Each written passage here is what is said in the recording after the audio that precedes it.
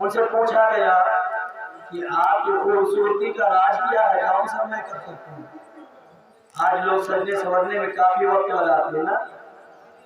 حضرت عثمان غنی رضی اللہ تعالیٰ فرماتے ہیں میرا وضو اگر ہوتا ہے، نماز کا وقت آتا ہے، میں پھر وضو کرتا ہوں، اور مجھے درود شریف پڑھنا ہو میں تب بھی وضو کرتا ہوں۔ دن میں 5 مرتبہ تو وضو کرتا ہی ہوں، فرض ہے۔ جب بھی قرآن پڑھنے کا دل کرتا ہے تب بھی وضو کرتا ہوں، سرکار پر درود بھیجنے کا دل کرتا ہے تب بھی وضو کرتا ہوں، اور اگر تہجد پڑھنے کا دل کرے تب بھی وضو کرتا ہوں۔ اس طرح سے دن میں ملا کے 20-25 مرتبہ وضو کرتا ہوں، اور یہ اسی کی برکت ہے کہ جب میں وضو بنا کر آئینے کے سامنے کھڑا ہوتا ہوں تو ایسا لگتا ہے رب نے اور نور عطا فرما دیا۔ سبحان اللہ سبحان اللہ۔ یہ ہاتھ کھلے ہوتے نا، حکمت دیکھیے، پیر کھلے ہاتھ کھلے چہرہ کھلا ہوتا، پورا جسم ڈھکا ہوتا۔ رب نے فرمایا 5 وقت وضو کرتے ہیں۔ یہ جو کھلے ہیں ابھی جب میں کہوں گا پھر کیا ہے، آپ لوگوں نے تو دیکھ ہی لیا ہے، اب آپ لوگ بیدار رہیے، سو مت جائیے، ہم کیسے کراتے اور بیٹھے گئے اطمینان سے، کیونکہ ابھی آج حضرت علی تک بات پہنچانی ہے۔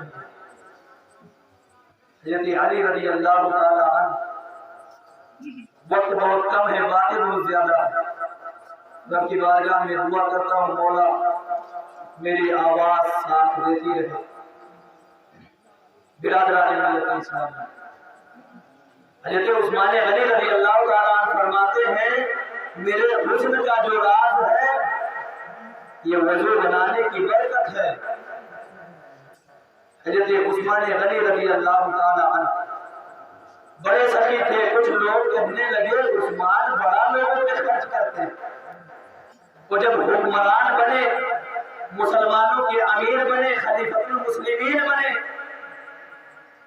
تو جس طرح سے ابو بکر نے مصطفیٰ جان رحمت کی شریعت پہ عمل کیا تھا، ابو بکر کے بعد میں عمر فاروق اعظم نے عمل کیا تھا، اسی شریعت پر، اسی مصطفیٰ کے فرمان پر حضرت عثمان غنی رضی اللہ تعالیٰ عنہ عمل فرماتے تھے، اور وہ غریبوں کا خیال رکھتے تھے، اور جب عطا کرتے تھے بڑا کچھ عطا کرتے۔ لوگ کہنے لگے کہاں سے لاتے ہیں؟ عثمان غنی فرماتے ہیں میں تو پہلے بھی بڑا کچھ عطا کرتا تھا، میں حکمران پہ اب بنا ہوں، دیتا تو پہلے سے ہوں۔ حضرت عثمان غنی رضی اللہ تعالیٰ عنہ جب آپ حج کرنے جاتے، حج کرنے، تو جتنے حاجی آتے تھے آپ اعلان فرما دیا کرتے تھے کوئی حاجی یہاں پہ کھانا نہیں بنائے گا۔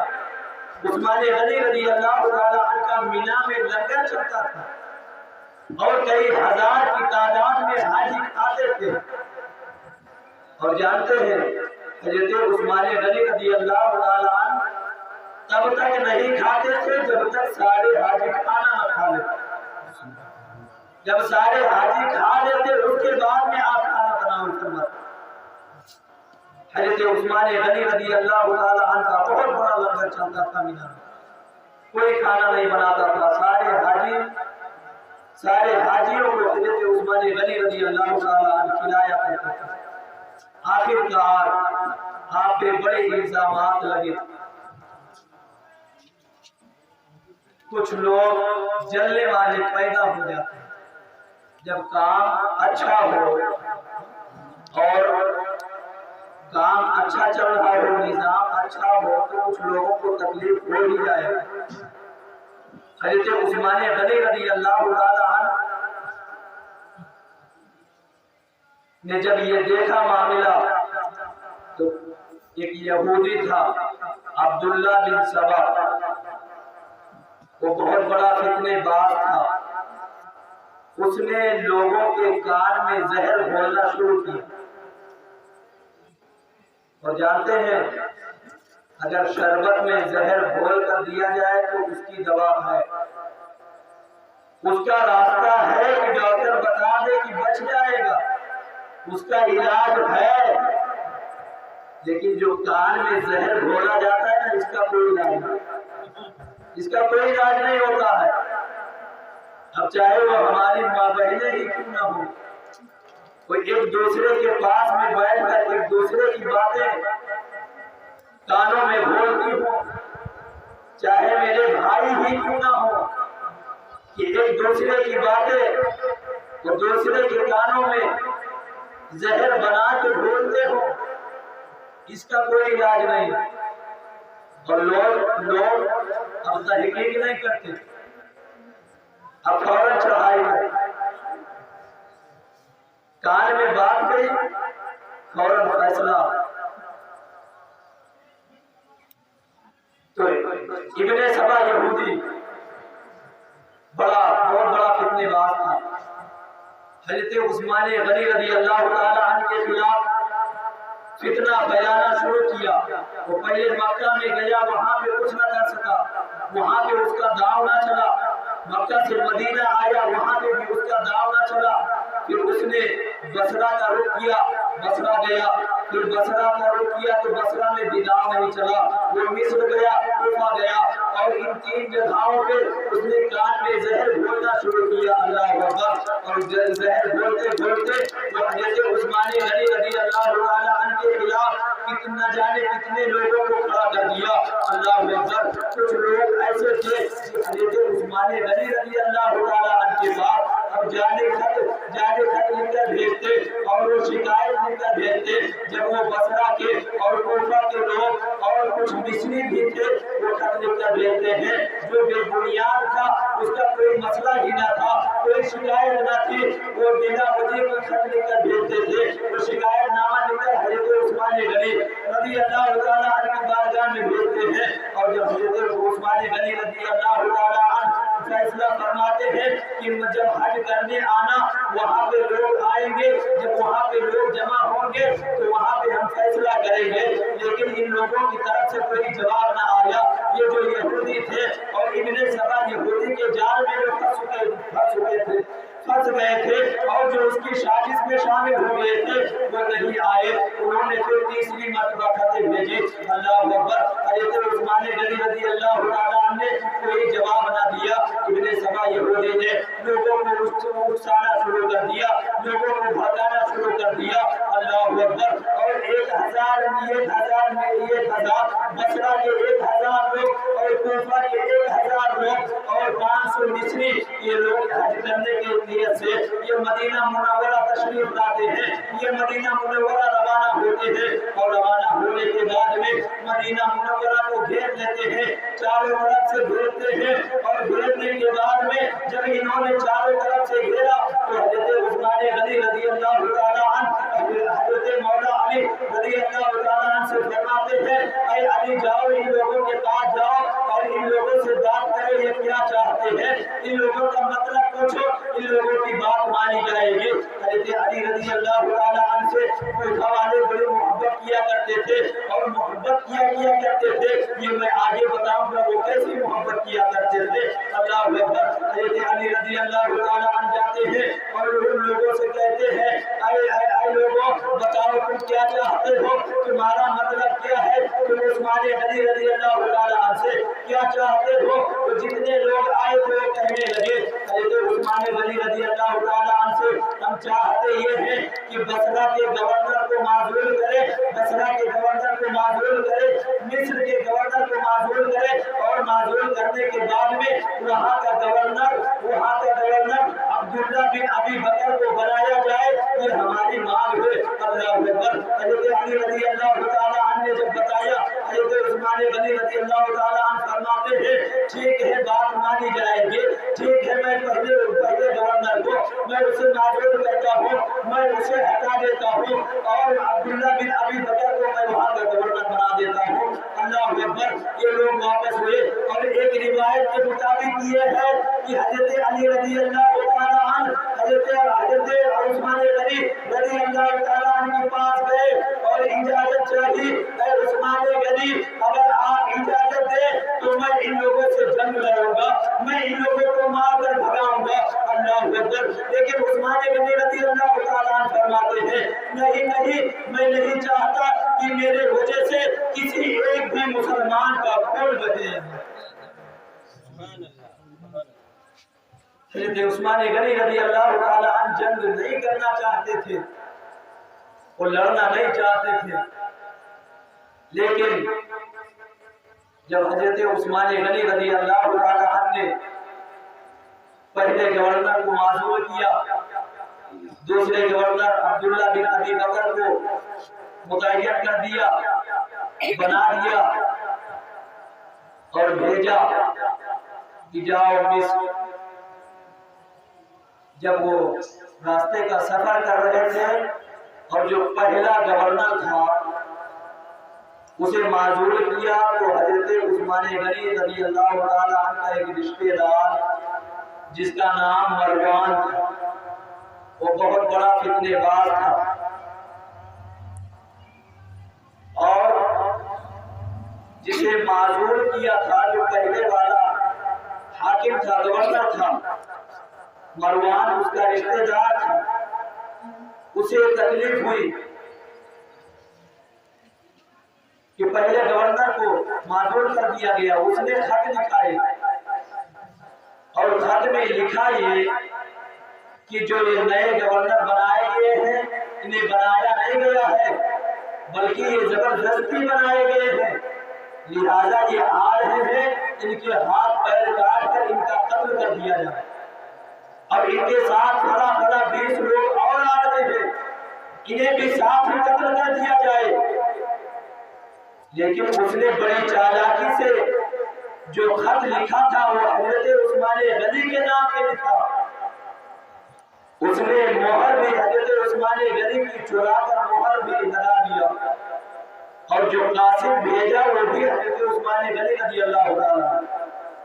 جو اونٹنی سواری کے لیے جو قاسم گیا تھا اس اونٹنی سے، وہ سواری بھی حضرت عثمان غنی رضی اللہ تعالیٰ عنہ۔ اور جب وہ قاسم یہ خط لے کر جا رہا تھا تو راستے میں عبداللہ بن ابی بکر بھی مل گئے، اور جو لوگ ساتھ میں جا رہے تھے ان سے بھی ملاقات ہو جاتی ہے۔ تو لوگوں نے قاسم سے پوچھا کہاں جا رہے ہو؟ کہا میں گورنر کے پاس جا رہا ہوں، عثمان غنی کا پیغام ہے، میں اسے پہنچانے جا رہا ہوں۔ تو لوگوں نے کہا گورنر صاحب کے ساتھی ہے، جو پیغام ہو انہیں دے دیجئے۔ وہ کہنے لگے نہیں، جو پہلے کے گورنر تھے ان کے لیے پیغام ہے۔ ان لوگوں نے پوچھا تمہارے پاس خط ہے؟ قاسم سے پوچھا خط ہے؟ قاسم نے کہا نہیں، خط نہیں ہے میرے پاس۔ لیکن ان کو شک ہو گیا، عبداللہ بن ابی بکر اور جو ساتھی تھے ان کے، انہیں شبہ ہوا، انہوں نے تلاشی لی۔ جب تلاشی لی تو خط نکلا، اور اس خط میں لکھا تھا کہ محمد بن ابی بکر کو ہاتھ پیر کاٹ کر قتل کر دیا جائے، ان کے 20 ساتھیوں کو قتل کر دیا جائے۔ اب جب انہوں نے یہ خط پڑھا تو غصے میں جلال، غصے میں آگ بگولے ہو گئے اور آگ میں جلنے لگے۔ اب وہ وہاں سے فوراً مدینہ واپس آتے ہیں، اور مدینے میں آنے کے بعد میں لوگوں کے درمیان اعلان کر دیا، مدینہ کے لوگ جمع ہو جاتے ہیں، اور پھر وہ خط حضرت عثمان غنی رضی اللہ تعالیٰ عنہ کی بارگاہ میں پیش کرتے ہیں اور پوچھتے ہیں اے عثمان بتاؤ کیا تم نے یہ خط لکھا ہے؟ کیا تم نے یہ خط ہم لوگوں کے حوالے سے لکھا ہے؟ اللہ اکبر۔ حضرت عثمان غنی رضی اللہ تعالیٰ عنہ اس خط کو لیتے ہیں، اور لینے کے بعد میں جب پڑھتے ہیں تو وہ قسم کھا کر کہتے ہیں واللہ میں اس خط کے بارے میں مجھے کچھ نہیں علم ہے، مجھے کوئی خبر نہیں ہے، نہ میں نے لکھا ہے نہ میں نے کسی سے لکھوایا ہے۔ تو ان لوگوں نے پوچھا بتاؤ اس پہ مہر تو آپ ہی کی ہے؟ حضرت عثمان غنی رضی اللہ تعالیٰ عنہ فرماتے ہیں ہاں مہر تو میری ہے۔ وہ لوگ پوچھتے ہیں بتاؤ قاسم تو تمہارا ہی ہے؟ عثمان غنی رضی اللہ تعالیٰ عنہ فرماتے ہیں ہاں قاسم بھی ہمارا ہی ہے۔ اور پھر وہ پوچھتے ہیں سواری بھی آپ ہی کی ہے؟ عثمان غنی رضی اللہ تعالیٰ عنہ فرماتے ہیں ہاں سواری بھی میری ہے، لیکن اس خط سے میرا کوئی تعلق نہیں ہے۔ اللہ اکبر۔ لیکن اب وہ لوگ حضرت عثمان غنی رضی اللہ تعالیٰ عنہ کے خون کے پیاسے ہو گئے تھے۔ اب وہ عثمان غنی رضی اللہ تعالیٰ عنہ کے شان میں ایسی باتیں کرنے لگے کہ یہ بوڑھے ہو چکے ہیں، اب ان کو خلافت سے ہٹا دیا جائے ورنہ ان کو ہم قتل کر دیں گے۔ اللہ اکبر۔ حضرت عثمان غنی رضی اللہ تعالیٰ عنہ فرماتے ہیں اے لوگوں خبردار میرے خون سے اپنے ہاتھ پہ رنگین مت کرنا ورنہ تمہیں پتہ نہیں ہے جب ایک مسلمان جب ایک صحابی کو قتل کیا جاتا ہے تو اللہ اس کے بدلے میں 1000 کو قتل کرتا ہے، 1000 کو عذاب میں مبتلا کر دیتا ہے، 1000 مارے جاتے ہیں اور میں تو خلیفۃ المسلمین ہوں۔ اور جب کسی خلیفہ کو قتل کیا جاتا ہے تو ایک خلیفہ کے بدلے میں 80,000 کو قتل کیا جاتا ہے۔ خبردار تم میرے قتل مت کرنا، میرے خون سے اپنے آپ پہ رنگین مت کرنا۔ لیکن وہ لوگ بدل چکے تھے، وہ لوگ بدل چکے تھے، وہ خون کے پیاسے ہو چکے تھے۔ اللہ اکبر۔ انہوں نے کوفہ سے اور بصرہ سے مصر سے بلوائیوں کو بلوایا، اپنے آدمیوں کو بلوایا اور کافی تعداد میں بلانے کے بعد میں حضرت عثمان غنی رضی اللہ تعالیٰ عنہ کے گھر کو گھیر دیا اور گھیرنے کے بعد میں حضرت عثمان غنی رضی اللہ تعالیٰ عنہ پہ پابندیاں لگا دی۔ ایک مرتبہ درود پاک میں اللہ صلی اللہ علیہ وسلم۔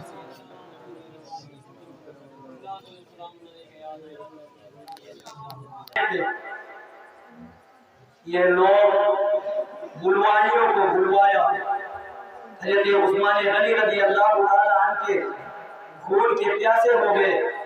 حضرت علی رضی اللہ تعالیٰ عنہ نے خطبہ دیا لیکن ان لوگوں کو کچھ سمجھ میں نہیں آتا تھا، اب خطبہ ان کے ذہن میں نہیں جاتا تھا۔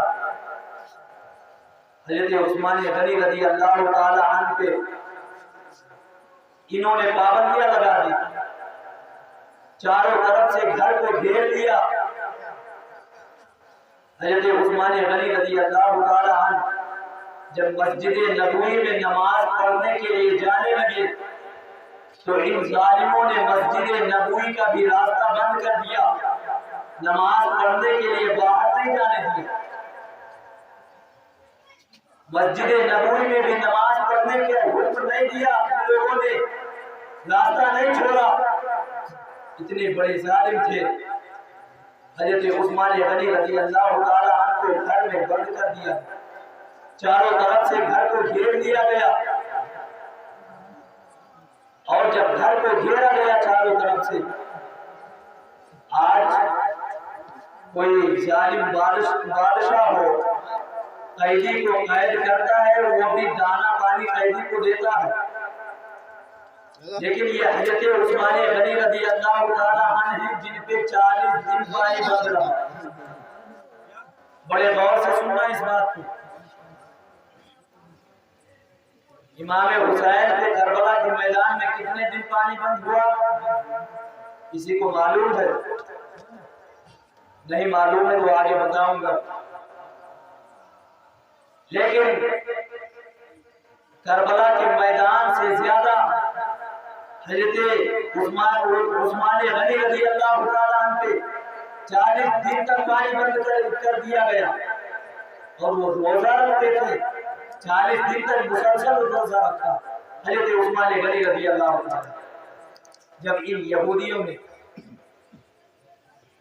چاروں طرف سے گھر کو گھیر لیا اور گھر کو گھیرنے کے بعد میں انہوں نے کیواڑے بھی لگا دیے، دروازہ راستہ سب کچھ بند کر دیا، اب مسجد نبوی میں جانے کی اجازت نہیں دیتے۔ حضرت عثمان غنی رضی اللہ تعالیٰ عنہ اپنے گھر کے اندر نماز ادا کرتے ہیں، اپنے گھر کے اندر ہی قرآن کی تلاوت فرماتے ہیں۔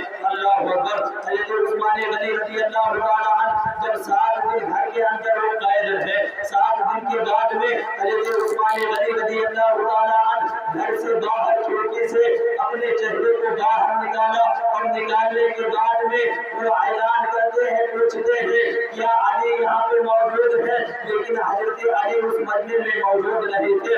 اللہ اکبر۔ پھر حضرت عثمان غنی رضی اللہ تعالیٰ عنہ ایک صحابی رسول کے بارے میں پوچھتے ہیں، وہ بھی وہاں پہ موجود نہیں تھے۔ حضرت عثمان غنی رضی اللہ تعالیٰ عنہ ارشاد فرماتے ہیں اے لوگوں کیا اس مجمع میں کوئی ہے کیا مدینہ میں کوئی ایسا شخص ہے جو مجھے ایک پیالہ پانی پلا دے قسم خدا کی کل میدان محشر میں جو پیارے آقا صلی اللہ علیہ وسلم کے ہاتھوں سے جو حوض کوثر کا چھلکتا ہوا جام مجھے سب سے پہلے ملے گا میں اسے پلاؤں گا میں اسے دوں گا اللہ اکبر لیکن کوئی سامنے نہیں آیا جب یہ اعلان حضرت علی رضی اللہ تعالیٰ عنہ کے کانوں تک پہنچا حضرت علی رضی اللہ تعالیٰ عنہ تشریف لائے حضرت علی رضی اللہ تعالیٰ عنہ نے حضرت علی گھوڑے پہ سوار ہوئے گھوڑے پہ سوار ہونے کے بعد میں پیارے آقا صلی اللہ علیہ وسلم کے امامہ شریف کو سر پہ باندھا باندھنے کے بعد میں 3 مشکے پانی بھرا بھرنے کے بعد میں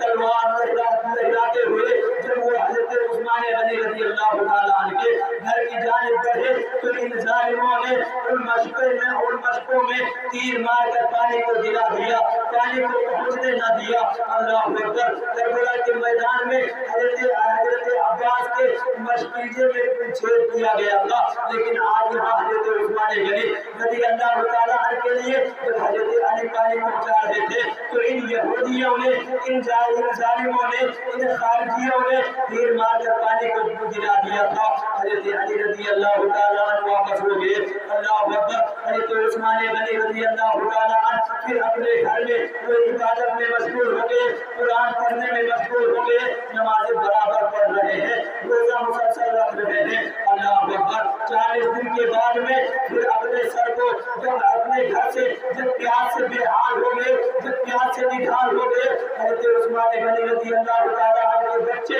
جب پیاس سے تڑپنے لگے جب وہ پیاس سے لرزنے لگے تو حضرت عثمان غنی رضی اللہ تعالیٰ عنہ نے پھر اپنے چہرے کو کھڑکی سے باہر نکالا اور پھر ارشاد فرماتے ہیں اے مدینہ والوں کیا تم وہ دن بھول گئے کیا وہ دن تمہیں یاد نہیں ہے کہ جب مدینہ میں پانی مول ملتا تھا تو یہ عثمان ہے عثمان جس نے 35,000 میں کنواں خرید کر تمہارے اوپر وقف کیا تھا آج عثمان کی یہ حالت کی ہے تم نے کہ عثمان پہ پانی بند رکھا ہے اللہ اکبر حضرت عثمان غنی رضی اللہ تعالیٰ عنہ فرماتے ہیں اے مدینہ والوں کیا تمہیں معلوم نہیں ہے شروع میں مسجد نبوی تنگ ہوا کرتی تھی شروع میں مسجد نبوی چھوٹی ہوا کرتی تھی اے لوگوں تمہیں معلوم نہیں ہے کہ میں نے اس میں 25,000 روپے خرچ کر کے مکان دے کر زمین دے کر میں نے مسجد نبوی کو تعمیر کیا تھا میں نے مسجد نبوی کو بڑا کرنے میں حصہ لیا تھا اے لوگوں آج بھی عثمان غنی کے لیے تم لوگوں نے ایسا وقت لا دیا ہے تم لوگوں نے اسی مسجد نبوی میں عثمان غنی کو جانے سے روک دیا ہے نماز پڑھنے سے روک رکھا ہے اللہ اکبر حضرت عثمان غنی رضی اللہ تعالیٰ عنہ نے جب یہ خطبہ دیا اپنے چہرے کو باہر نکال کر یہ خطبہ دیا تو ازواج النبی حضور صلی اللہ علیہ وسلم کی ازواج حبیبہ وہ آتی ہے تشریف لاتی ہے اور تشریف لانے کے بعد میں ایک مشکل میں پانی بھرتی ہے بھرنے کے بعد میں یہ خیال تھا ان کا کہ میں ازواج النبی ہونے کے ناطے یہ لوگ میرا ادب کریں گے یہ مجھ پہ ظلموں سے یہ میرا ادب کریں گے یہ میری گستاخی نہیں کریں گے کیونکہ وہ ازواج النبی تھی وہ رسول اللہ کی ازواج تھی اللہ اکبر وہ جب آتی ہے اور انہوں نے فرمایا بنی امیہ کے کچھ مال ہے عثمان غنی کے پاس کچھ امانت ہے میں اسے لینا چاہتی ہوں میں اندر جانا چاہتی ہوں لیکن ان بدبختوں نے پیارے آقا صلی اللہ علیہ وسلم کی ازواج کے ساتھ بے حرمتی کی انہوں نے جس کچر پہ وہ سوار تھی اس کے چہرے پہ چھڑی مارا اور اس کا جو لگام تھا جو کچر کے یا گھوڑے پہ جو چہرے پہ لگام ہوتا ہے اس کو انہوں نے کاٹ دیا اور وہ کچر بھاگا جب وہ بھاگا حضرت حبیبہ گرنے سے بچ گئی ان لوگوں نے جب حضرت حبیبہ کے ساتھ اس طرح کی گستاخی کی تو مدینہ والوں نے دیکھا وہ گھبرا گئے وہ خوف کھانے لگے اللہ اکبر انہوں نے نبی کی ازواج کے ساتھ ایسا کیا ہے اللہ اکبر انہوں نے اپنی تلوار کو میان سے باہر نکالا اور نکالنے کے بعد میں حضرت عثمان غنی رضی اللہ تعالیٰ عنہ کی بارگاہ میں عرض کرتے ہیں اے عثمان غنی آپ اجازت دیں ہم سے جنگ کریں گے، آپ ہمیں حکم دے، ہم ان سے لڑنا چاہتے ہیں۔ اللہ اکبر۔ مگر عثمان غنی رضی اللہ تعالیٰ عنہ فرماتے ہیں، وہ کہتے ہیں میں جنگ نہیں چاہتا ہوں، میں اپنی وجہ سے کسی مسلمان کا خون بہانا نہیں چاہتا ہوں۔ اللہ اکبر۔ حضرت عثمان غنی فرماتے ہیں اگر یہ چاہتے ہیں، اگر رب کو یہی منظور ہے تو میں بھی یہی چاہتا ہوں، رب کی رضا میں میری بھی رضا ہے۔ سبحان اللہ، اللہ اکبر، اللہ اکبر، یا رسول اللہ، یا رسول اللہ۔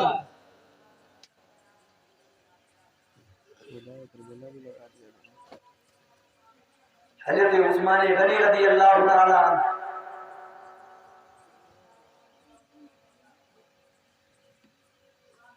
جب گستاخیاں کی بدبختوں نے تو مدینے کا ماحول گرم ہو گیا۔ لوگوں نے حضرت عثمان غنی رضی اللہ تعالیٰ عنہ سے یہ بھی کہا تھا کہ آپ ملک شام چلے جائیے، وہاں پہ حضرت امیر معاویہ رضی اللہ تعالیٰ عنہ ہیں، ان کی بڑی فوجیں ہیں، وہاں پہ کچھ نہیں ہوگا۔ حضرت عثمان غنی رضی اللہ تعالیٰ عنہ فرماتے ہیں اب اس بڑھاپے کی حالت میں آخری وقت میں اپنے محبوب کے روضے انور کو چھوڑ کر کہاں جاؤں گا؟ کہیں نہیں جاؤں گا۔ اب سرکار کے روضے کو چھوڑ کر آخری وقت میں مدینہ چھوڑ کر نہیں جاؤں گا، کہیں نہیں جانا مجھے۔ لوگوں نے یہ بھی مشورہ دیا کہ آپ عراق سے ملک شام سے فوجیں ہی بلوا لیں۔ اگر حضرت عثمان غنی رضی اللہ تعالیٰ عنہ چاہتے تو فوجیں بلوا سکتے، لیکن انہیں منظور ہی نہیں تھا کہ خون خرابہ ہو، اس لیے انہیں خبر پہلے سے مل چکی تھی شہادت کی۔ حضرت عثمان غنی رضی اللہ تعالیٰ عنہ کو خبر تھی، اور وہ کیسے ابھی میں چند منٹ میں بتاتا ہوں۔ حضرت عثمان غنی رضی اللہ تعالیٰ عنہ جب 50 دن گزر گئے، 50 دن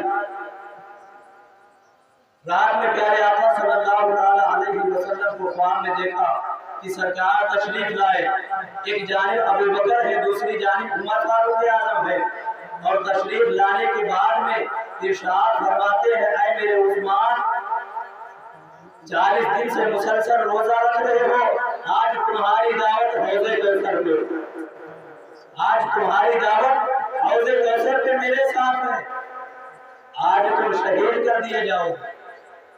حضرت عثمان غنی رضی اللہ تعالیٰ عنہ کو جب یہ خبر سرکار نے دی تو حضرت عثمان غنی نے دروازے کو کھول دیا اور پھر لوگوں سے کہا آنے دو جسے آنا ہے بھائی، اب میری دعوت سرکار کی طرف سے آ گئی، سبحان اللہ، اب جسے آنا ہے آئے۔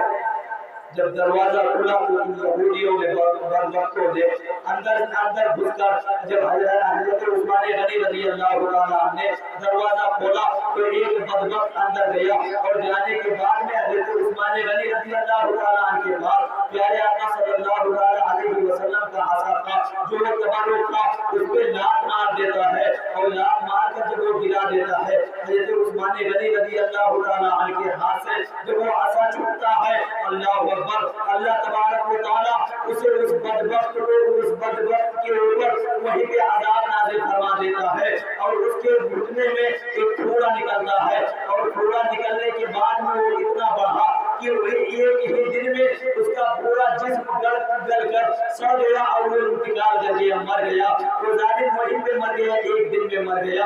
اللہ اکبر۔ حضرت عثمان غنی رضی اللہ تعالیٰ عنہ نے جب دروازہ کھولا جتنے ظالم تھے وہ اندر گھسنے لگے، جب ایک آیا، ایک یہودی آیا، ایک ظالم آیا تو عثمان غنی رضی اللہ تعالیٰ عنہ نے اسے فرمایا تیرے حق میں پیارے آقا صلی اللہ تعالیٰ علیہ وسلم نے دعا فرمایا تھا کہ یا اللہ اس شخص کو بڑا شخص کو عثمان کے خون سے اس کے ہاتھ کو رنگین ہونے سے بچا لینا، کیا تجھے شرم نہیں آتی تو میرے خون سے اپنے ہاتھ کو رنگین کرنے چلا آیا؟ وہ شرمندہ ہو گیا اور وہ شرمندہ ہو کر واپس چلا گیا۔ اللہ اکبر۔ پھر ایک آیا، ایک ظالم آیا، ایک یہودی آیا، ایک یہودی اندر داخل ہوا، داخل ہونے کے بعد میں حضرت عثمان غنی رضی اللہ تعالیٰ عنہ کے गले को उसने कस के दबाया और गले को कस के दबाने के बाद में जब उसने गला छोड़ा, पेशानी पे 3 जख्म दिए, पेशानी पे नेज़े मारे और फिर 3 जख्म छाती पे मारे और 3 जख्म छाती पे पहुंचाया।